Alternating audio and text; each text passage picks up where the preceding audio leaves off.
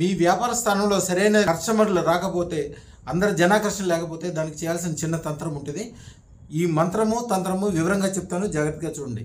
ఒక ఆవు పేడ పిడక తీసుకోండి. దీన్ని ఇలా తిరిగేసి దాని మీద 5 కర్పూరం బిళ్ళలు పెట్టండి.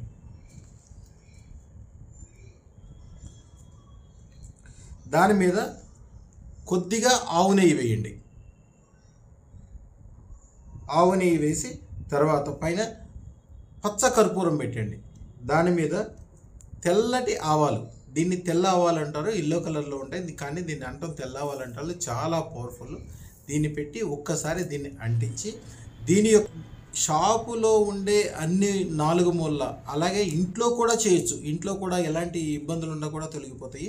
షాపులో అయితే చదవాల్సిన మంత్రము ఓం వషట్ వౌషట్ క్లీం క్లీం క్లీం సర్వజనం సర్వధనం ఆకర్షయ వశ్యాయ కురు కురు క్లీం క్లీం క్లీం నమ స్వాహ.